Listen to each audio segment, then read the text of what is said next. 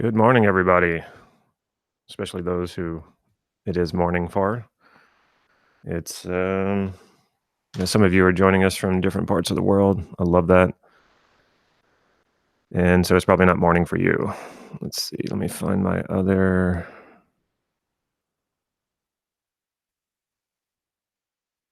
All right, good. I want to make sure I can get questions from you guys. All right, so how's it going, everybody? Excellent. I already see people showing up. That's really cool. All right, so we're going to continue this conversation about defensive behavior, but I think I know why you're really here from the announcement that I made yesterday. And of course, I'm going to talk about that shortly. Now, I did a video last Wednesday on defensiveness in communication, and it struck up a pretty good conversation. And that's a conversation I would like to continue because really, for a lot of people, defensive behavior is harming their communication, or it could even be worse, and it could be harming relationships. And it's also, think about it like this: when you're defensive in your communication, how persuasive and influential and charismatic can you be when you're in a state of defensiveness, and that's coming through in your communication? Not very much, if at all. So really what we want to do in this conversation is I want to show you how to play offense in your life rather than defense. Now, it goes to a little bit broader of a subject. We're not talking just about defensiveness and communication. We're talking about, okay, what is it like in my life when I go from playing defense to playing offense? Because if you communicate defensively, that's a pretty good indication that that's a state, an inner state from which you're coming from. And it's also what you're projecting into the world around you. How are you doing that? How do you know if you're doing that? And how do you change it? I know from experience, what I really like to get across to people is, well, I don't think of myself as any sort of guru or anything like that. And I certainly am not one of those people who just sort of had answers and had all of the stuff just wired into me coming into life. And I think really the truth is that sure, there might be some anomalies like that, but there are very few people who are actually like that, but a lot of people who portray themselves that way. And I'm definitely not one of those people, nor do I want to portray myself that way. I'm about as self-taught in these things as you could possibly be, except, of course, I've had a lot of training in NLP and neuro-linguistic programming. But what I mean by self-taught is I had to figure out a lot of these things on my own. So I was very much one of those people while growing up who I kind of kept my head down. I acted defensively because I didn't want any trouble, didn't want to be bullied. And I think we've all been bullied before, so we know what that's like. So anyway, we're gonna talk a lot about that. But I know most of you, maybe not most of you, I know a lot of you are wondering about how to get in on this free training that I was talking about yesterday. So I'm going to go into that for a bit here. And let me see, we got some people showing up. That's cool. So yesterday I made an announcement. And basically, a lot of people have been asking me for a NLP persuasion and influence training, especially a lot of you salespeople. I kind of resisted doing that. Not resisted, but I wanted to think this one through a little bit more. And in thinking it through, I wanted to take this even a step further. So I wanted to do new material.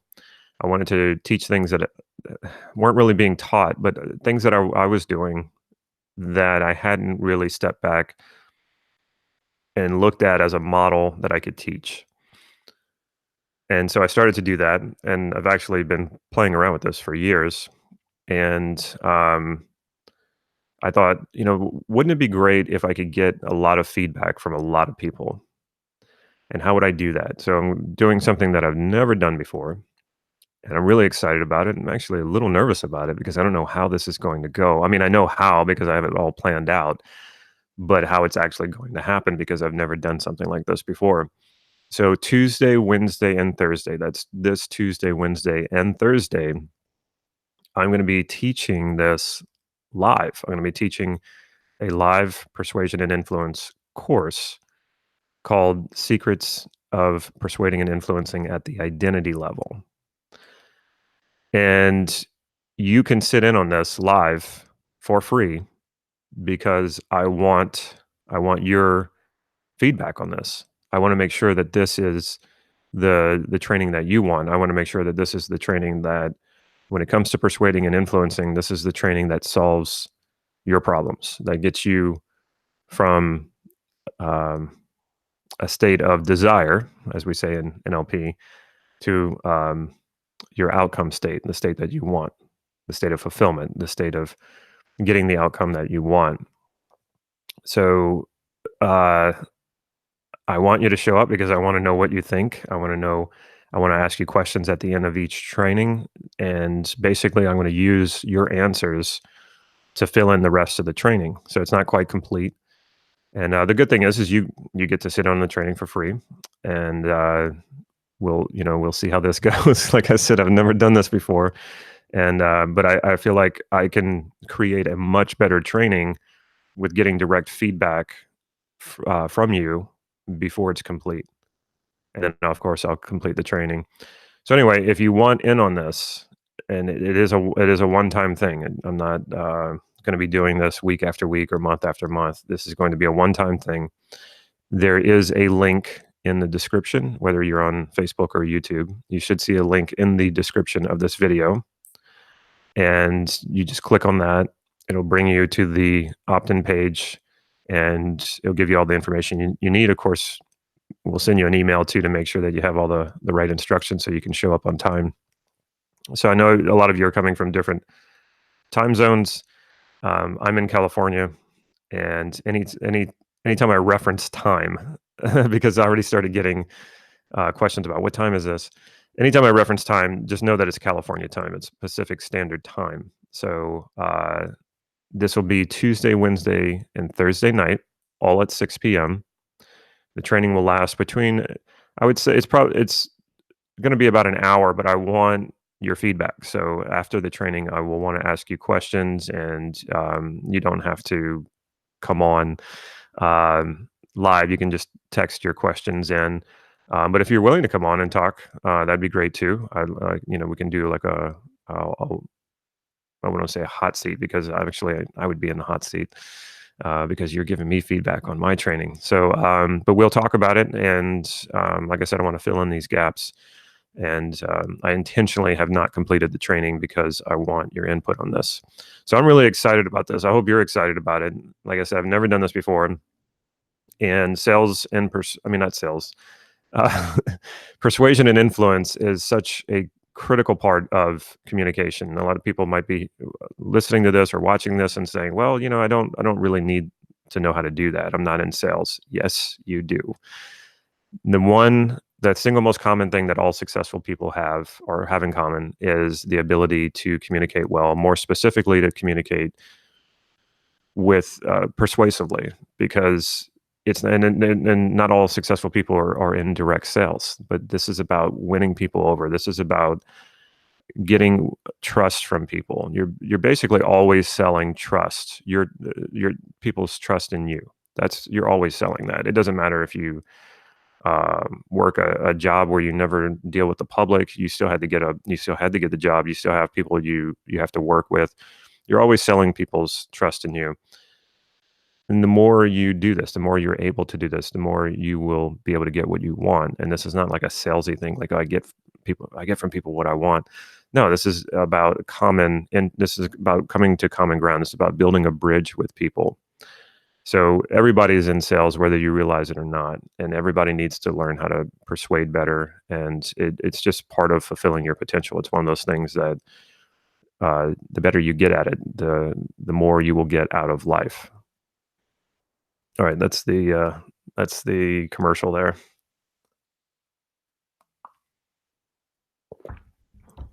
And it will absolutely be worth your money, because it's free. Who doesn't like free stuff? So I hope to see you there. Again, you can opt in with the link in the description. And it is a first come, first serve basis. I can only hold so many people. So you want to get there early. And if, unfortunately, if you don't get there early, you might not be able to get in, because there is capacity. There is a max capacity on this, and I'm sure a lot of people are going to want to get in because, like I said, I've never done this, and there's no charge for it. And I really am teaching things that I've never seen taught anywhere. It's hard for me to say, well, this has never been taught before, because who knows? There might be somebody out there teaching something similar, but I've never seen it and I've never taught it. So this will be completely new material for me. Okay, so let's talk about defensiveness and communication. Speaking of communication, and think about that too. So as we segue from talking about this live free training coming up next week, we're talking about communication. And the more effective you can communicate, the better you're going to be able to get your ideas across. The more likely you are to be able to get all that goodness that's in you out there to people. And that's really what this is about. Like I said, it's, people think, oh, I don't want to be salesy. I don't want to, always come off as like I'm trying to sell something. But no, this is about getting in touch with what's good inside of you and being able to communicate that and doing it in a way that connects you with people, that people want to be around you. People want to do what you want them to do, even when you're not even asking. Like that's an amazing way to be persuasive. So that's what this is about. And you can't really do that when you're being defensive. The thing is, and I think most people don't realize they're being defensive, or they don't realize that they're communicating defensively. And the other thing too, we'll take it even further than this. Let's go really meta with this. I don't think that a lot of people who are coming into contact with defensive behavior realize consciously that that's what they're in contact with.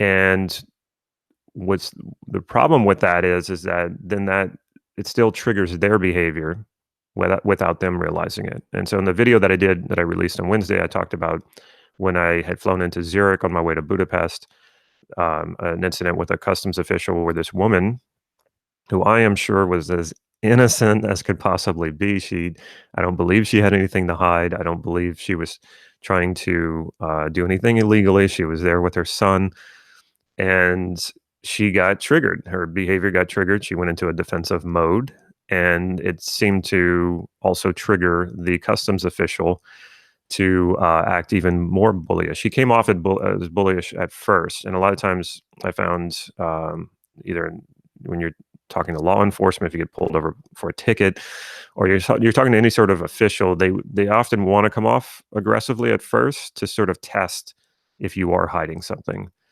And I felt like that's what he probably did with this woman, and it just triggered her. She went into complete defensive mode and started acting like somebody who had something to hide, who was doing something she wasn't supposed to be.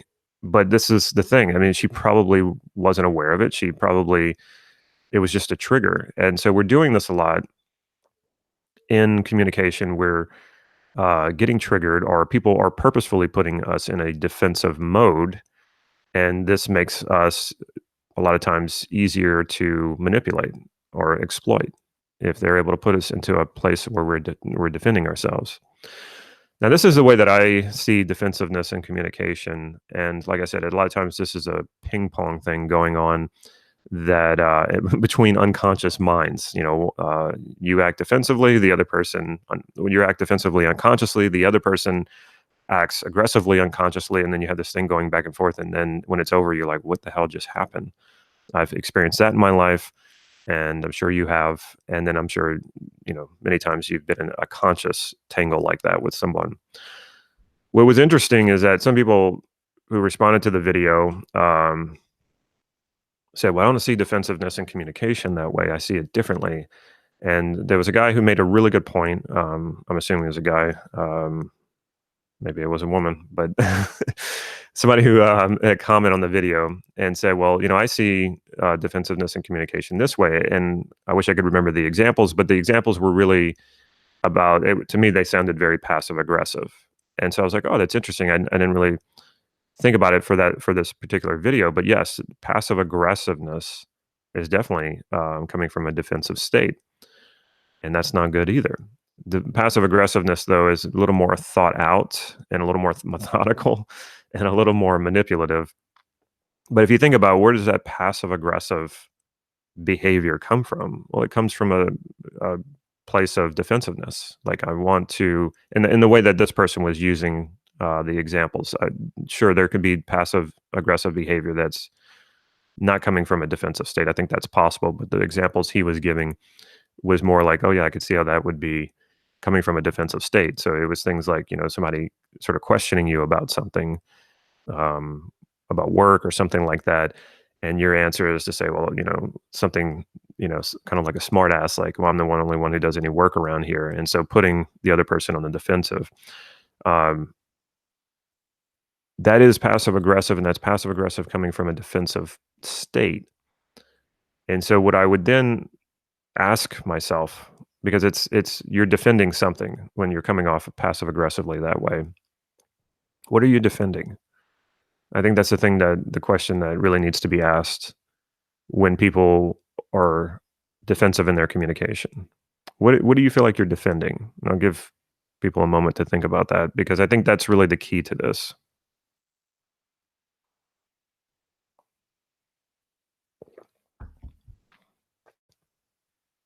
Because I oftentimes will encounter someone who puts me on the defensive, whether they meant to or not. And then I go into defensive, and then I have to ask myself, well, wait a minute, what am I really defending here? Do I have something to protect or to hide? And in most cases, no. And I think with this woman, the example I give of this woman in the customs office or the customs line, I think if she had just stopped to ask herself, what am I defending here? I think it would have changed everything. Now, I was watching this, which was what the advantage was for me, and I was able to kinda go through this process as an observer so I could prepare, because I was ready for this guy, and, I go into the story in the video. And that's immediately what I thought is what for this woman. Now, she probably, she got triggered, she couldn't take, she didn't she that thought wasn't available to her. What am I trying to defend here? But that's what I was asking myself as I was watching her. I was thinking to myself, what is she protecting? What is she defending? She's done nothing wrong. She's got all her documents. Let this guy act like an ass and like a bully, and, knock yourself out. And then that's my attitude whenever I got it to the front of the line. I was like, okay, I've got nothing to hide. I've got all my documents. I know, what I'm doing here. So ask away. And as soon as he was still in that bullyish state, he was ready to like pounce on me. And as soon as, I shifted my posture, I did all the opposite things that she did physically. And I leaned into the window. And when he asked his first question, I just rattled them off. And right away, he had to stop because his state changed. So I influenced a state change in him, and he realized he could try that line of questioning with me, but it wasn't it was gonna make him look more silly, and that's what bullies hate. They hate to look silly, so their worst fear is being humiliated, so he backed off. In a sense, you could think about it as sometimes people act aggressively up front because they're protecting something, or they don't want you to question something in them. In a sense, that could be considered a defensive state, like they're defending something. So, are you acting defensively in your communication? That's a really good question. If somebody said to you, "Wow, you're acting defensively. What's going on?" Would you open yourself up to that feedback, or would you say, "No, I'm not"? So, if you deny it, you're also acting defensively. So now you're in a real paradox here. When somebody says, "Wow, you're acting really defensively," and you go, "No, I'm not," and then you try to fight with the person about it, or you try to defend even more. You're just sinking further and further into a very defensive position there. So, what do you do? I'd like to go a little bit deeper with this. I'd like to take this back even further, because some people are just defensive in certain situations, and then some people they're kind of their normal way of being is defensive. And so for the people who are their normal way of being is defensive, I can almost 100% assure you this has come from probably one single incident early in life where you were put in a situation, and it was either the first time or the worst time. First time is usually the worst because we're not expecting it. So the first time somebody put us in a position where we felt completely exposed, we felt humiliated, we felt um, we didn't even have a defense ready. And what happened after that incident is you probably made an agreement with yourself. I don't want to ever be put in that position again. So what do I need to do to make sure that never happens again? Now that might have happened consciously, it might have happened unconsciously. Regardless, because it happened early in life, you probably you could possibly have forgotten the actual incident, and you probably forgot having made that agreement with yourself. Now we're talking when I say early in life, I mean this could have been as early as 7, 8 years old. A lot of times something like this will happen in our teenage years, but it can happen earlier. We could be totally humiliated before we get into those teenage years, but a lot of times that's when we become really self-conscious. My daughter is 12 now, and dealing with the social dynamics that goes on with 12-year-olds, it's a reminder of how it was when when I was that age.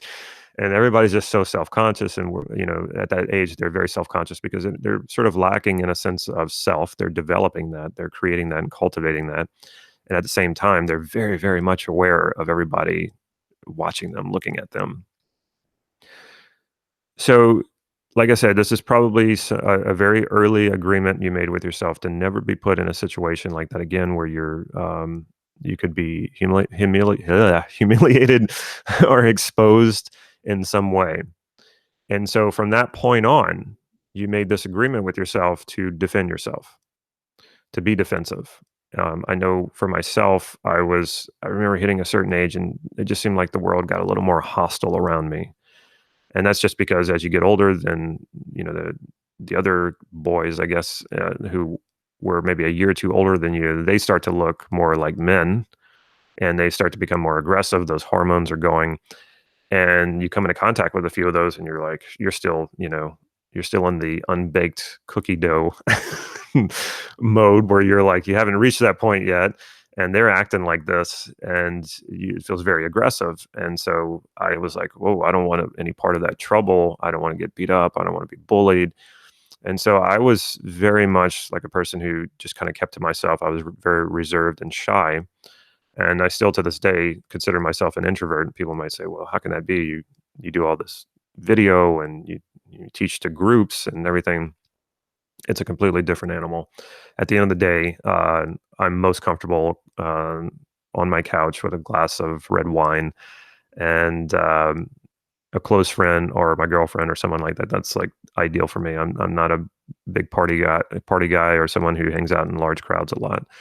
Um, so anyway, um, that was my response to wanting to bypass this aggression. The strange thing kept happening though, is it seemed to actually attract it to me.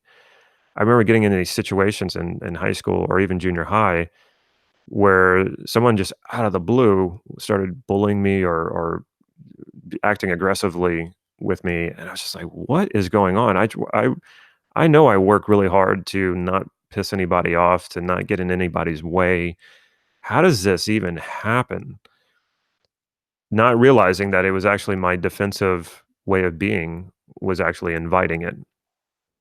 And if you don't understand this about yourself, and you never come to this awareness, it's quite likely you carry this into every situation. You either avoid situations without even thinking about it. Um, it's just easier not to talk to people. It's just easier not to interact with people.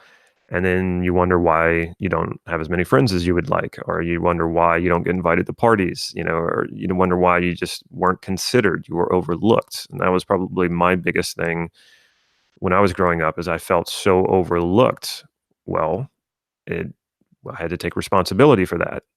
And then my responsibility for that, if you're going to pull away from people and not interact with them as much, that's what's going to happen. Now, I had a good reason, is because I was afraid. I just didn't want to get into any interactions with people, because potentially any interaction with anybody could result in somebody being aggressive with me.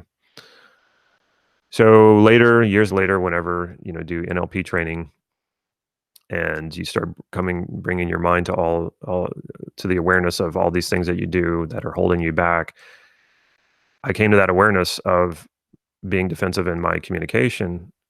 And I was like, okay, what do I do about this now? And that's where I'm going to get into here, what you can do about this if you're finding that you are defensive in your communication, or maybe you're not even aware of it. So what does defensive communication even look like? It's the head down, it's the pulling back, it's the squinting your eyes, trying to block out what's happening around you. It's if you think of a defensive posture, it's the leaning back, trying to pull out of a situation. That's usually the posture, the physical part of it, the physical behavior of it. And then with voice tonality, the voice tonality is usually high pitched. It's sort of apologetic, and that's another way that you can recognize defensiveness in your communication or in other people's communication. And I'm glad that person made those comments on my video, because I never really thought of passive aggressiveness as coming from a place of defensiveness, but a lot of times that's actually what it is.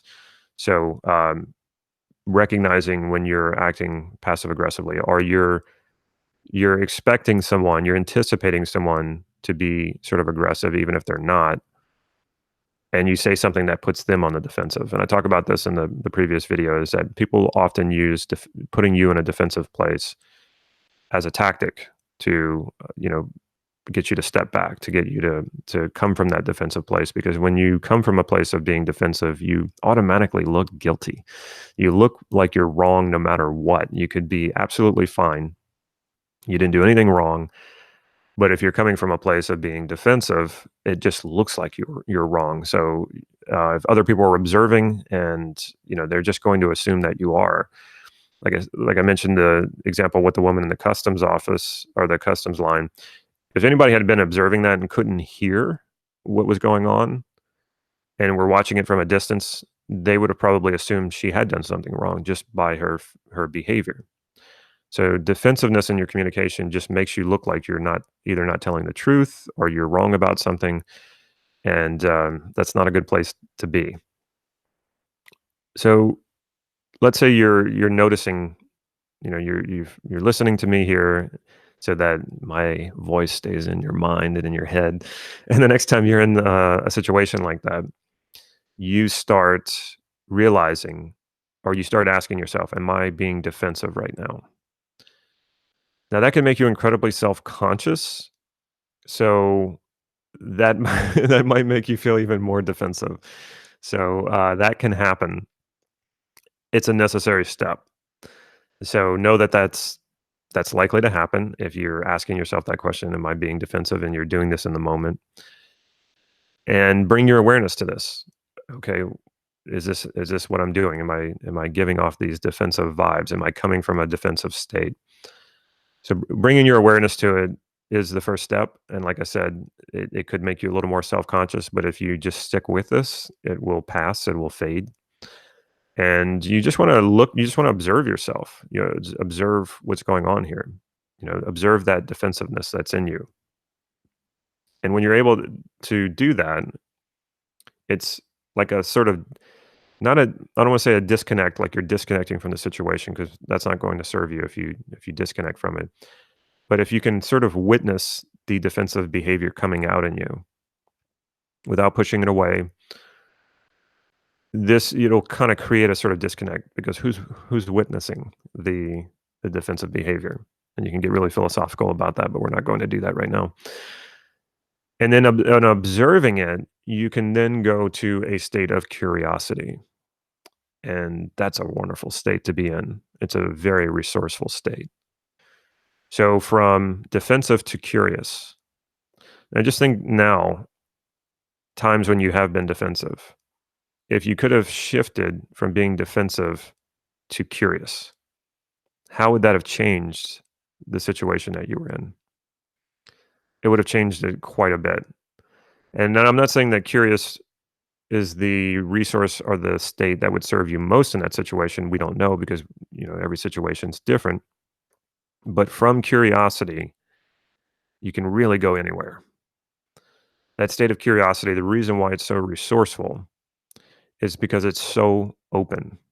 It opens you to so many other resources. It's a wonderful bridge to any other state that you want to explore. Curiosity is the state of exploration. So when this is all going down in an actual conversation with someone, it probably would be very difficult. So the wonderful thing that you can do is, because we have memories and we can future pace, is you can take a time when you were defensive in your communication, go back, reassociate into that memory, and check in with yourself. What's going on here? And then you can start that process that I just mentioned. Start to observe the defensiveness. And like I said, it's not really it's I hate to call it a state of disconnect, because like I said, you don't want to disconnect from what's going on around you, but it is sort of like a disconnect from the behavior, like as if the behavior is doing its things.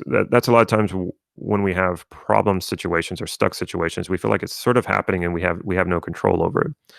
When you're able to step back and observe it, then it's not about exerting control over it, but it's you start to realize, okay, there's more to me that's alive, that's present, that's aware than just this state.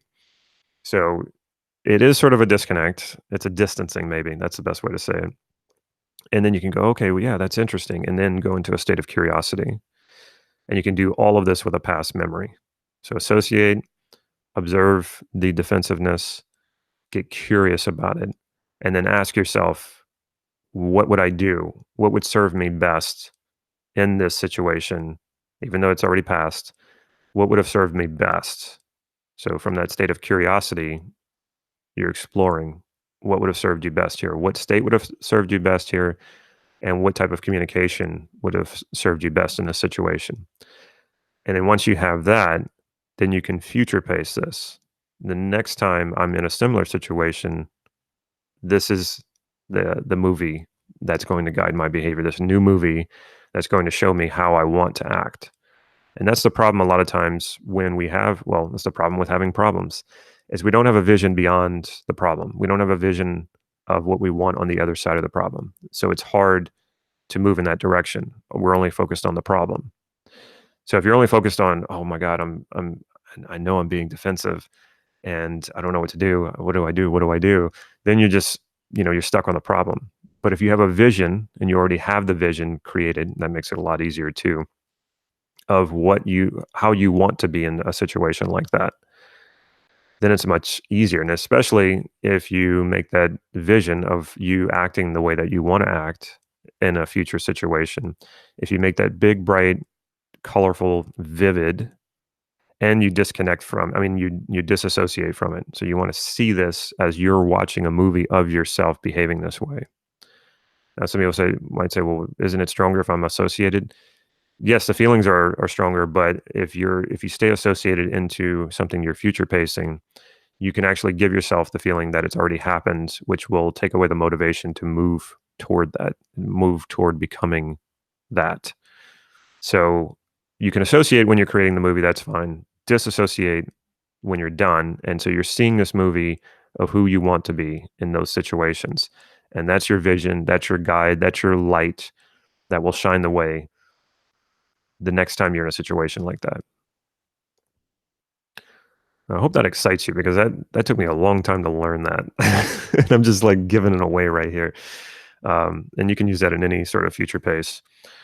All right, let me check my notes here. Yeah, I think I covered most of everything. Well, while I'm sorting through that, let me say again, for those of you who joined us late, if you're wanting to join us for the training next week, Tuesday, Wednesday, and Thursday evening at 6 p.m. Pacific Standard Time, I'm doing a live training. I'm basically working on a online training for persuasion and influence called The Secrets of Persuading and Influencing at the Identity Level. I want your input. So you get to sit in. It's sort of like watching the show from backstage. You get to sit in and watch me create this training for free. And I want your input on it. I want your feedback. You're going to help me, in a sense, create the rest of the program, the part of the program that's not fully complete. And it's not fully complete because I want to know what you need. It's one thing for me to just throw a lot of solutions at you, but if those solutions might be wonderful, but if they don't help you in your situation, then I don't think you'd be too interested in the program. So I want to make sure that this program does that for you. And the only way I'm going to know that is if I can show it to you and then ask, does this work for you? Is this going, or is this what it is you need?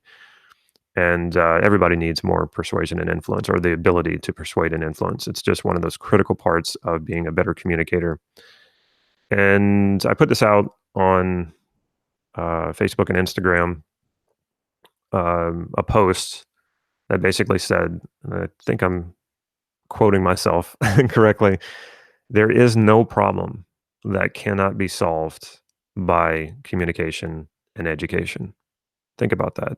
Is there anything, any problem that cannot be solved by communication and education?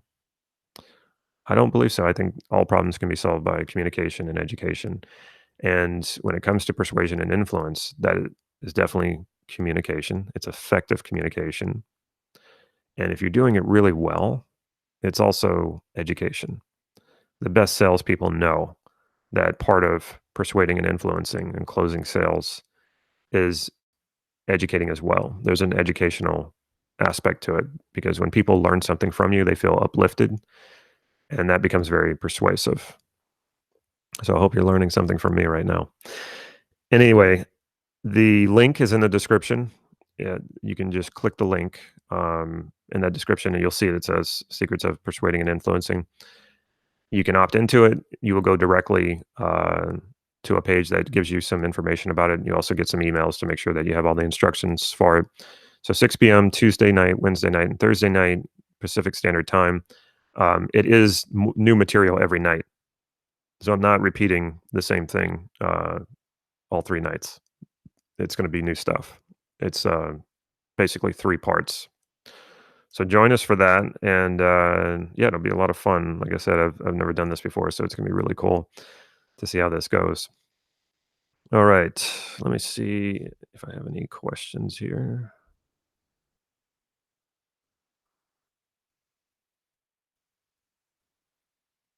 Oh, we got somebody. Oh, we got Daniel from New York. Pranima pacing registered. Oh, cool. All right. Oh, you're welcome. Okay, I got a lot of thank yous. You're welcome. You're welcome. You're welcome. All right.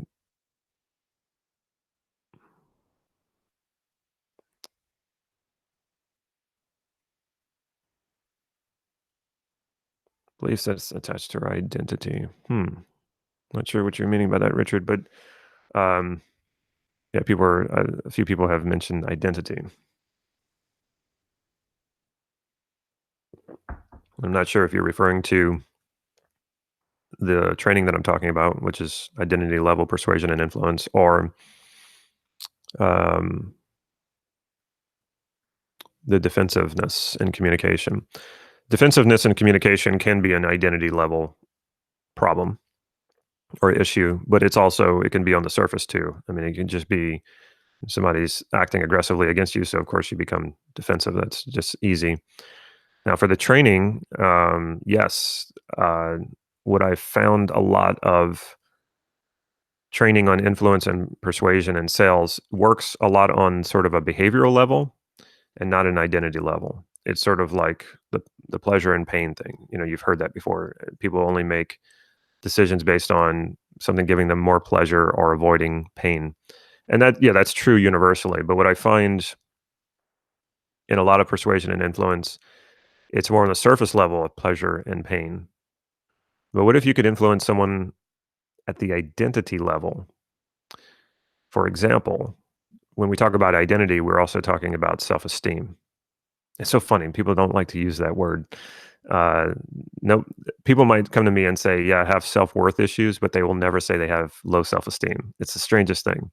But we are talking about self-esteem here. So, what if you could persuade someone to do something and they also feel really good about it? They feel a higher level of self-esteem. That's identity level persuasion. That's only part of it too. There's more to it than that. But imagine that.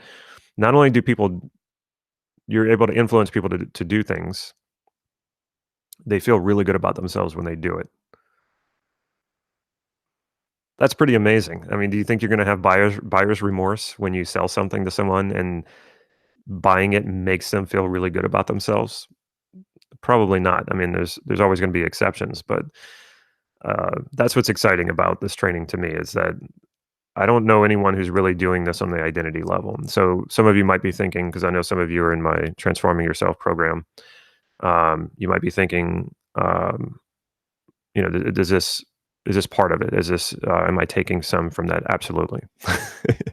So for those of you who have done some self concept work, imagine being able to basically use that with people without them realizing it, and you're basically guiding them and directing them to do things that align with their values and makes them feel good about themselves while they're doing what you want them to do.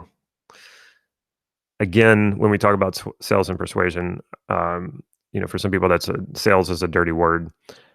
So we're not talking about deceiving anyone. We're not talking about getting people to do stuff they really don't want to do that really goes against their values or goes against who they are, or it causes people to compromise themselves or to feel bad in any way. Absolutely not. There's enough suffering in the world. I absolutely do not want to add any more to it. I don't want to add any more to it in my one-on-one conversations with anyone. I certainly don't want to add any more to it by teaching people how to do nasty things to other people just to get what they want. So it won't be any of that stuff. It's no, this is about building a bridge to others, and yes, getting what you want, but also helping others get what they want. If you think about a coach or a therapist, how important is it for a coach or a therapist to be influential and persuasive? It's extremely important, and that's where the NLP connects with um, therapy in that way and coaching, because part of influencing your clients is being persuasive and influential to be able to get them to trust you and then to act on what it is you're telling them to do or telling them that they should do. Sales is, when you're doing it well, is psychology, and it's an amazing psychology because the results are immediate. Either they're buying or they're not buying. So you know what if it's working or it's not working. All right. Let's see. Richard says, yes, the comment was about defensiveness. People feel and act defensively if they have the feeling that the sense of identity is absolutely. I mean, it doesn't have to be an identity attack every time, but yes, if people feel like you're attacking them, um, then absolutely. That's, I think when I asked the question, what was, what were you defending? What is it that, what are you protecting? Oftentimes it's just ego. We're protecting our sense of self, which we don't understand. We don't understand that we're kind of protecting nothing. We're protecting an idea of ourselves. So if we feel attacked on the identity level, there's that idea of me, and someone's attacking that. So I need to protect that, and I need to defend that, and so I act defensively. But if you really look at it, what we're talking about is just an idea of you. It's not the true you. If the true you is being attacked, that's whenever, like, that's a physical attack, that, and then of course you definitely want to defend yourself in those situations. But most of the time we're never attacked that way. It's more people are attacking our sense of self or the idea that we have of ourselves. And somebody says, you're a bad person, and we go, no, I'm not. You know, that's it. That's where we're protecting this idea of ourselves. Wouldn't it be interesting to get curious about that? And if somebody says, "Well, you're a bad person," or whatever it is they're criticizing you for, and you say, "Hmm, that's interesting. What makes you think so?" How do you think that other person would respond? That's probably not what they're expecting you to say, and that would shift the conversation immediately. They would be like, "Oh, I wasn't expecting that. Now I've got to explain myself." And in explaining themselves, it would probably diminish that aggressive way that they were being. It's just another way of going about this.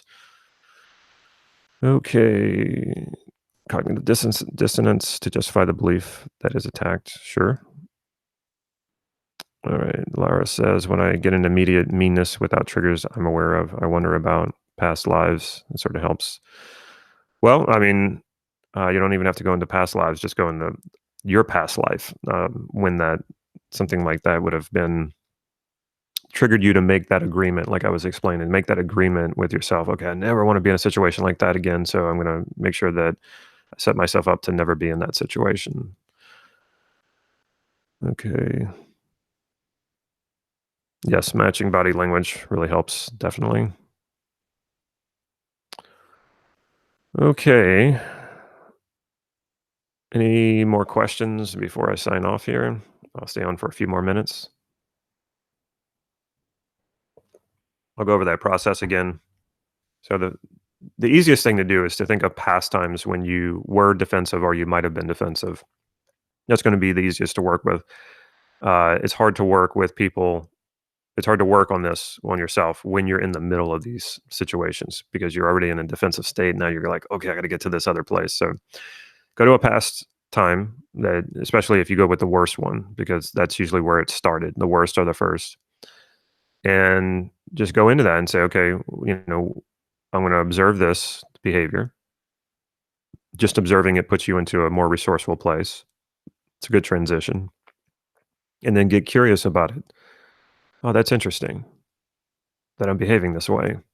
Oh, it's interesting that this person is treating me this way, and that the more that I act this way, the more that it sort of gets this person to act that their aggressive way as well.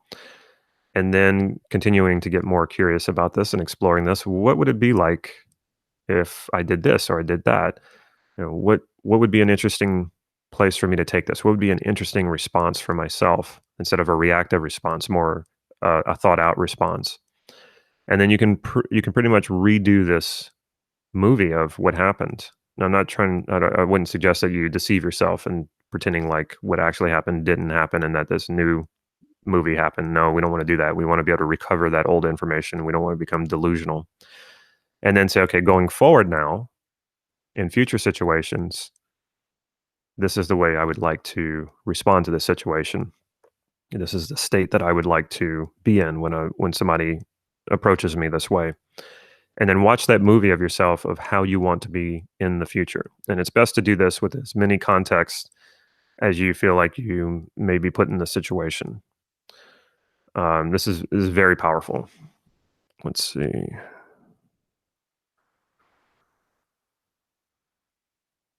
Attack your image that you want to protect, not yourself. Well, that's where we get into, okay, self-image, self-concept. You may be protecting what we call our self-image, which is really our self-concept. And I don't like to use self-image. I like a self-concept as a more encompassing term because some people, how they know their sense of self is not an image. It could be a sound or it could be a feeling. So I think what you might be mentioning here, Ahmed, Ahmed, is you're protecting your image to other people, how other people see you. And so that might be true too, but that's also connected to your self-concept. It's not just about how you perceive yourself, it's about how others perceive you as well. So it's connected, but I think that's the difference you're making here, the distinction that you're making here, which is valid. That you might be protecting your reputation with other people. Any suggestion when someone won't stop and listen to what you're saying? Yeah, a few things. There, well, the easiest one is how incredibly powerful the word "stop" is. We were so trained to stop when someone says stop or we see the word stop. In fact, I was a little surprised when I was driving in Romania, which I don't recommend, by the way. It's the deadliest roads in Europe, and didn't find that out until after I drove across Romania. Great country, though. I'm not, I'm not putting the country down in any way. It's a great country. Um, they use stop on their stop signs, and I don't think that's the Romanian word for stop, but it's so universal. Okay, and it's not uncommon to see that in other countries where they speak other languages, and the word stop is not the English word for it. Anyway, when you're talking to someone and they're just going on and on and on, and you could say this gently. You don't have to be like, stop.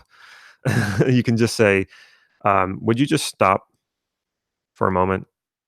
And it'll totally break someone's state when you do that. Or you just say, stop. Try it out. Like, try it out even with a friend who's not acting aggressively toward you, and just see what they do. They'll stop. And you can explain what you did, so you don't sound like you're being rude. But just telling someone to stop is amazing for getting people to stop and listen to you. They will stop. It'll break their state, and they'll go into that sort of open state where they don't know what to say next, and so they're actually in a very receptive state when you break their state and say stop. What else to get people to listen to you? Well, come to the training Tuesday, Wednesday, and Thursday. You will find lots of things that you can use to get people to listen to you. I think the first way to get people to listen to you is to listen to them first. There's a lot of information you can pick up from them, their values, their criteria, and I explain all of this in a training that we're going to do next week. You can pick up a lot of things in their communication, and when you start feeding it back to them, they're going to listen up, because basically what they're going to experience is someone who understands them on a level that they've probably never experienced before, which is that's how they're going to feel it when you're doing it. But actually, you're just taking the information they already gave you and you're feeding it back to them. But they will listen up, because it'll sound like it's almost like themselves talking back to them. All right. Let's see what else we have here. Oh, you're welcome, Daniel. Someone's asking about, what do you do if someone accuses you of something you never did, trying to smear your character to an audience? That's a tough one. Like I said, the same process will work. Instead of going into a state of defensiveness, go into a state of curiosity, and then choosing, well, what would serve me best in this situation? Because every situation is going to be different. If you're just one-on-one with a person, that's different than if you're in a group, and then it's not so much about convincing the other person you didn't do it. It's really about convincing the group. And I go into this again. Wow, it's interesting. A lot of your questions fit the training that I'm going to be doing next week very well. I will answer these questions in a sense. I won't maybe directly answer them, but the answers to your questions are in the training that I'll be doing next week. So it's really about choosing what's going to serve you best in those situations. Daniel used the stop word. Good. Yeah, it's very powerful. That's good. Richard says, don't expect their frame and think about what your reaction would be if someone says to you, your name is Boboa. Yeah, you can add a little humor to this. That's good. All right. Any preparation on prerequisites needed for the training? No prerequisites. Just an open mind. Yeah, just come ready to learn. Being receptive. That's whatever is a good learning state for you. Bring a pen and paper as well. You might want to take notes. I'm really looking forward to this. I'm glad a lot of people here saying that they'll be joining. So that's awesome. I'm really looking forward to this. Okay. All right. Any other questions real quick? I got a few more minutes.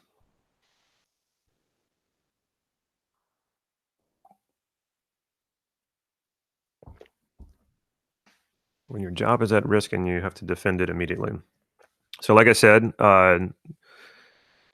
when you're defending yourself, you really need to pre-frame the situation. So think about, because I don't know your exact circumstances, but pre-frame the situation and think to yourself, okay,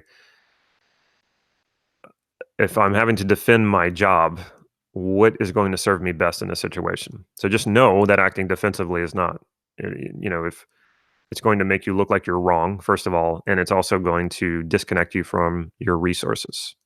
So you're not going to be as flexible and as resourceful if you're in a state of defense. So what is going to serve you best? And then pre-frame that situation. Make a movie of it. So you can see yourself behaving in the way that you want to behave, the way that's going to serve you the most. And you can also think about, like, you can use a model, somebody who handles himself very well in those situations. You can use a model, like, how would that person deal with this situation? And then use parts of their behavior or all of their behavior to then future pace how you want to be in that situation. So you don't have to have this all figured out yourself.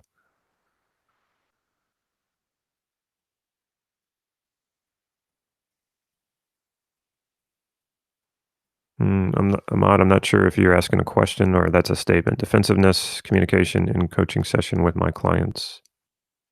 Or are you just making a statement? Yeah, I mean, a lot of people need coaching on this. When I put the video out, I was amazed at uh, how many people responded to it and had either questions about it or felt like I was talking directly to them because it's universal. We all have these experiences.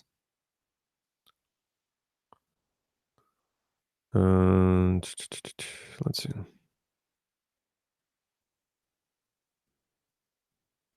Oh, good. I'm glad the pathological narcissist did not get your job.